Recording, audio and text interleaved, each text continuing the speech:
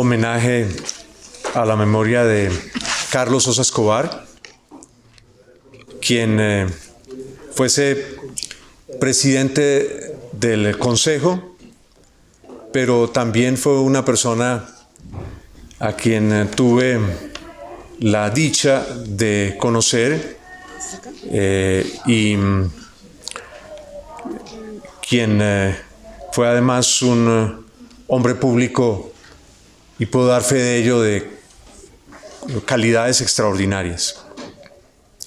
Quiero saludar a Alfonso Osa, hijo de Carlos, quien representa hoy a la familia, representa a su señora madre Ofelia, quien no ha podido venir hoy viajar hoy a Bogotá, a sus hermanos, a Marcela, Viviana y a Juan Pablo, que entiendo que en algún momento estará por aquí. Saludo también a amigos muy especiales de Carlos, como el exmagistrado Fernando Coral y el periodista independiente, como lo llamaba Carlos Sosa, Jairo Gómez, y otros amigos de Carlos que están hoy aquí. Generalmente en este tipo de eventos hay ya unos formalismos, y yo quiero eludir esos formalismos. Alfonso, hace muchos años yo regresaba a Colombia después de haber pasado mi adolescencia y mi juventud fuera del país. Y regresé en un momento de nuestra sociedad en la que había una combinación hoy difícil de comprender, doctor Coral, de esperanzas y al mismo tiempo una cruda realidad. El país, en muchas regiones, estaba sometido a la violencia de las cuadrillas del narcotráfico, que empezaban a causar un daño inmenso a la sociedad colombiana. El narcotráfico, con estos grupos, escuadrones de la muerte, era el amo y señor en unas zonas de Colombia, y en las otras lo eran las endémicas guerrillas. Pero de otra parte, al lado de esa sensación agobiante de futuro, había esperanza en muchos sectores. Y Bogotá era quizás una combinación en otras condiciones de esa relación. La ciudad, como ahora, se sentía sin norte, pero había una esperanza de cambio latente en muchos sectores de la ciudad. Y en ese momento, desde algunos sectores jóvenes de la sociedad, una circunstancia que fue hábilmente timoneada por el gobierno de la época, surge una expectativa que pareció en su momento que habría una senda muy amplia al cambio. Era la expectativa de una asamblea constituyente, algo tan importante en un país que, aunque no respeta la ley, gusta de las normas. Con otros amigos en los Andes, en la Universidad de los Andes, mirábamos con expectativas esas posibilidades. Nos dolía que se dijese de la universidad, y sabíamos que había parte de realidad en ello, que los Andes estaba de espaldas al país y de frente a los cerros de Bogotá. Hoy eso ya no se menciona, pero algunos recordarán que esa era una frase recurrente, que también era una crítica al elitismo de la universidad, y a lo que muchos concebían, eso no era del todo cierto, era su aislamiento. No, muchos allí estábamos genuinamente preocupados por lo que ocurría con la sociedad colombiana. Por supuesto, éramos muy jóvenes y no sabíamos a través de qué herramientas incidir, y había una distancia entre nuestra juventud y aquellas personas egresadas de los Andes a quienes se les imputaba de haber disfrutado de los privilegios que la universidad ofrecía, pero supuestamente no haberle sabido rendir al país. Claro, era un tanto extraño porque la universidad era una de las universidades más jóvenes, de las universidades relevantes de Colombia, comparadas con otras cuyo origen se remontaba a la colonia, a inicios de la vida republicana, o que ya tenían más de 70 u 80 años. Tuve entonces la fortuna de estar en un sitio al que se acudía para escuchar la opinión, algo que es tan difícil en Colombia. Tener una opinión en Colombia es algo extraordinariamente difícil. La gran mayoría de los colombianos, incluso de sectores privilegiados, no pueden hacer oír su voz. Pensemos lo que ocurre con buena parte de las clases medias y ni hablar de los sectores populares. Y con unos amigos de la Universidad de los Andes, entre otros Daniel García Peña, quien tenía una historia muy similar a la mía, también había vivido muchos años fuera de Colombia y había decidido regresar al país y encontrar aquí un lugar. Terminamos en ese proceso que culminó en la Asamblea Nacional Constituyente. Y allí tuve la inmensa fortuna, aquí hay un testigo de excepción, el exmagistrado Fernando Coral Villota, quien en esos momentos era asesor de Carlos Sosa, quien aspiraba a la Asamblea Nacional Constituyente. Y tuve la fortuna de conocer tanto a Fernando como de conocer a Carlos. Carlos era egresado de la Universidad de los Andes y tenía ya una brillante carrera pública. Y lo que me sorprendió en él, algo tan raro en Colombia, silencio por favor, lo que me sorprendió en él, algo tan raro en Colombia, es que siendo un hombre, ya una figura pública muy reconocida, nos abrió las puertas no solamente de sus oficinas, sino nos abrió las puertas de su conocimiento, sin ninguna pretensión de superioridad. Cuando uno es joven, y es curioso, uno siempre está buscando interlocutores. Hay sociedades donde el conjunto de la sociedad está disponible para ser interlocutor de los jóvenes. Colombia, por desgracia, no es ese tipo de sociedad. Colombia, aunque se presente como una sociedad innovadora y moderna, es una sociedad muy tradicional y jerárquica, donde el poder, cualesquiera que sea ese poder, un poder económico, un poder de conocimiento, un poder en el mundo de la política, siempre acude a las prerrogativas de la tradición y no está abierto a escuchar a los jóvenes. Por una de esas cosas del destino tan afortunadas, yo que no tenía ninguna formación, no era abogado y no tenía ninguna formación en temas constitucionales, pero sí tenía una inmensa curiosidad, fui invitado. Alguien podría decir, claro, es que usted estaba en los Andes, pero también teníamos una curiosidad y también estamos dispuestos a trabajar. Fui invitado a ser asesor de la Asamblea Nacional Constituyente. Y por supuesto todo esto estuvo precedido de un intenso trabajo en el que Carlos Sosa nos brindó su oficina para que trabajáramos. Nosotros de contrabando usábamos las instalaciones de la universidad con la grata complicidad de los directivos. Tengo solo palabras de gratitud, por ejemplo, para Gretel Werner, hoy fallecida, quien era la decana de la Facultad de Humanidades de la Universidad y Ciencias Sociales, y quien generosamente se hacía la de la vista gorda cuando veía a estos curiosos jóvenes moviéndose por todo lado y haciendo proselitismo de la necesidad de ese proceso constituyente. La oficina de Carlos como constituyente siempre estuvo abierta. Fernando Coral era uno de sus asesores, era el director del grupo de asesores.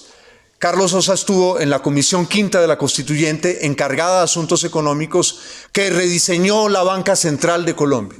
El Banco de la República tenía un diseño cuya raíz se remontaba hasta los años 20, cuando la misión Kemmerer, invitada por los gobiernos conservadores, trajo a Colombia y, por supuesto, con la interlocución en Colombia de Esteban Jaramillo, que fue el ministro de Hacienda de prácticamente todos los gobiernos del final de la República Conservadora. Ese era el diseño que tenía el Banco de la República, un diseño muy antiguo. Carlos fue uno de los artífices del diseño del banco. En esa comisión estaban algunos de los economistas más reconocidos del país, pero su oficina durante la Constituyente era un punto de reunión de la gente joven de la Constituyente. Allí siempre estaba Carlos disponible para conversar con nosotros.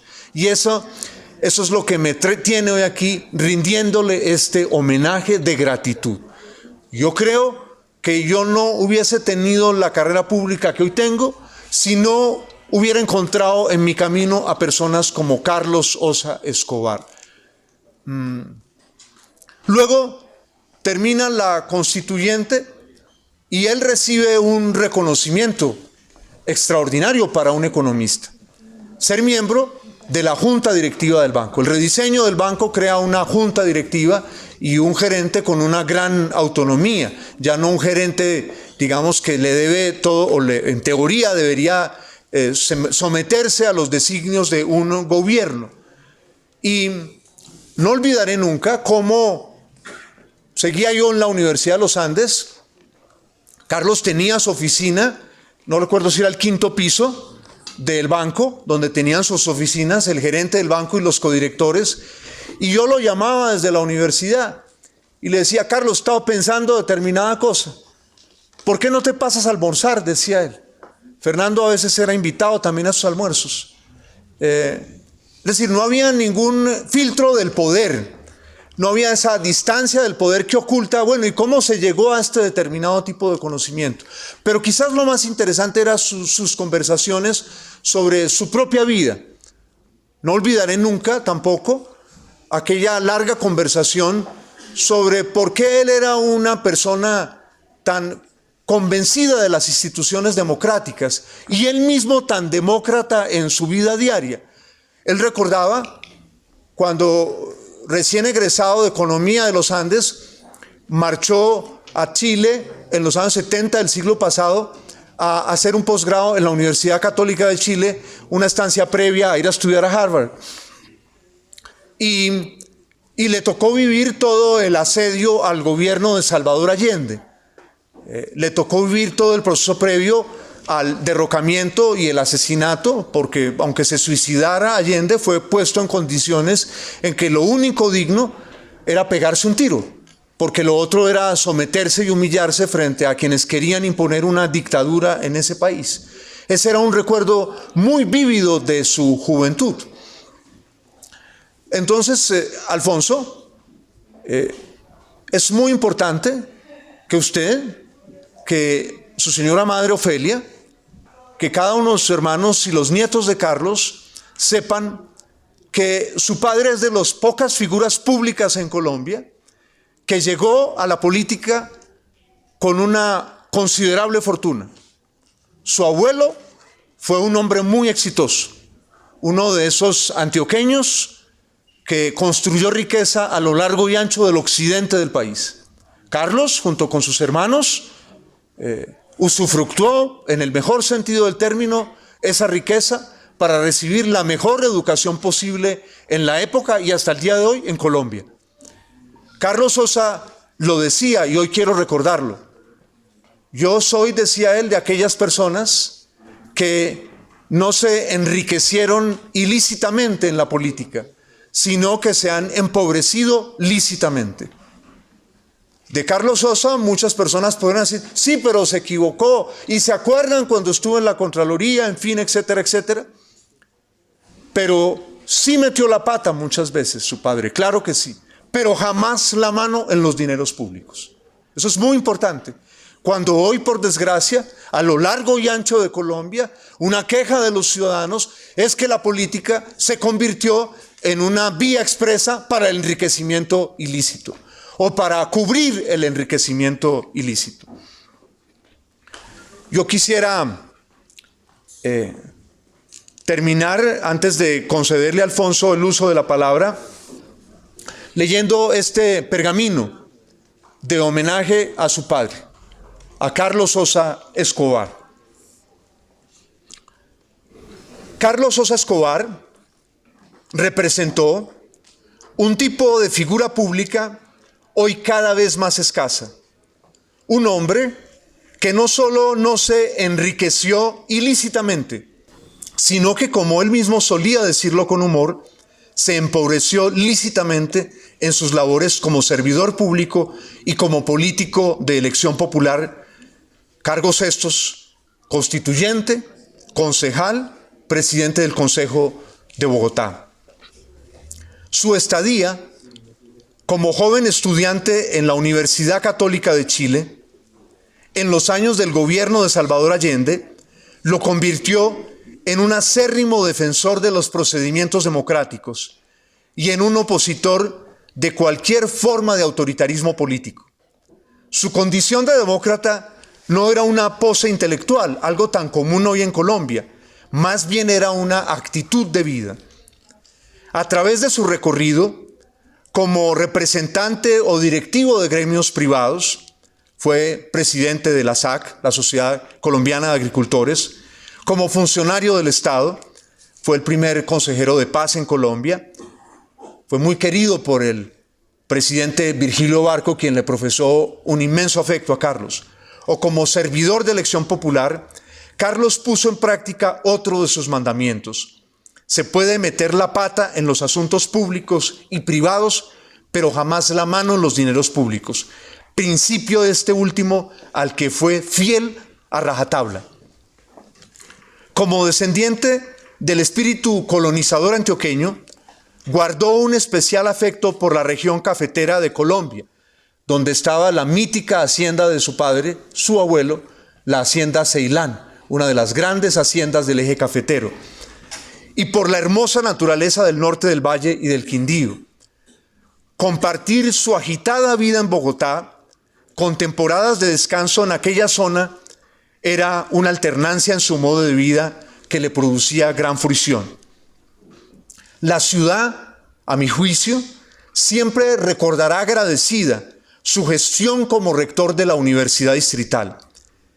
Asediado como rector, subrayo esa palabra, asediado como rector, sin tregua ni cuartel, por un clientelismo atroz, voraz, que mangoneaba a su antojo dicha institución, supo sacar adelante una magnífica idea: convertir el antiguo matadero municipal de Bogotá en la sede de la biblioteca de la Universidad Distrital y de su observatorio, creando un polo de transformación extraordinario al occidente de la capital.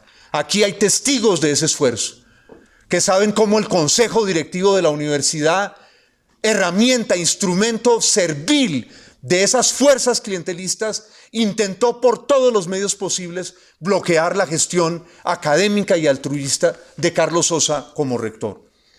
Eso debe constar también en la historia de esos hechos.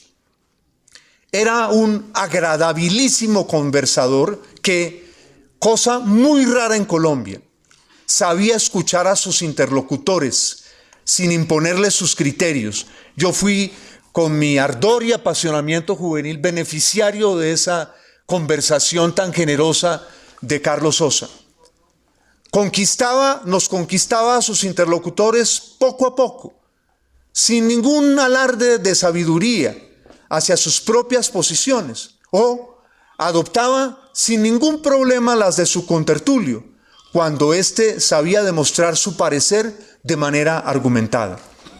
Leal a sus amigos, en las buenas y en las malas, pero por supuesto jamás en la violación de la ley, supo cosechar muchos amigos fieles que le acompañaron hasta el final de sus días, cuando una dura enfermedad lo convirtió en prisionero de su propio cuerpo.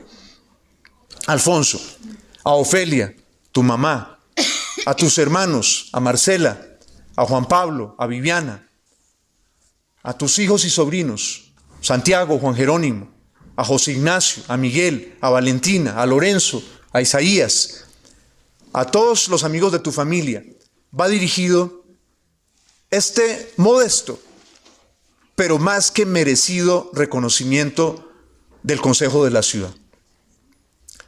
Sirvan como llama que recuerde el nombre de Carlos Sosa Escobar a través de los tiempos estos versos de Lord Tennyson, ese gran poeta inglés del siglo XIX, que dedicó a Arthur Henry Hallam, su amigo, tras la muerte de este poeta de Cambridge. Abro comillas. Él no está aquí, pero en la distancia comienza el murmullo de la vida, y como un fantasma entre la lluvia, hoy llueve, rompe el nuevo día sobre las calles desiertas. Permanece cerca cuando mi carne frágil sea atormentada por dolores que rozan la verdad, y el tiempo lunático siga esparciendo el polvo, y la vida furiosa arroje llamas. Permanece cerca cuando mi fe se marchite. Eran respetados colegas. Alfonso, en representación de la familia, amigos de Carlos, unas palabras que tenía el deber de decir, porque en la vida hay que ser agradecido. Y yo tenía una deuda de agradecimiento con Carlos Sosa. Gracias a todos, Alfonso.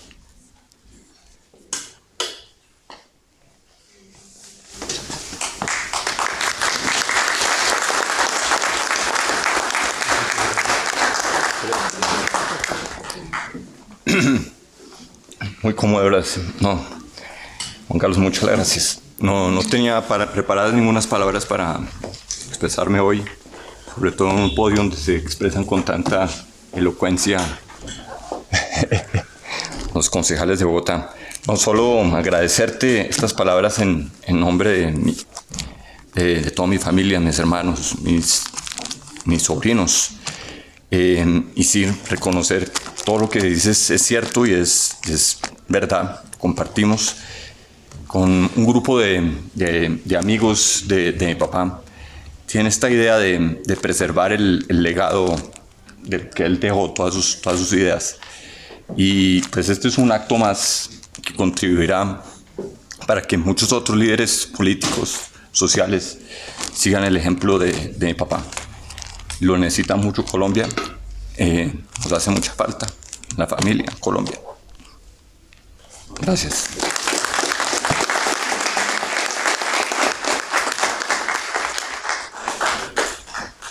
Presidente, mil gracias.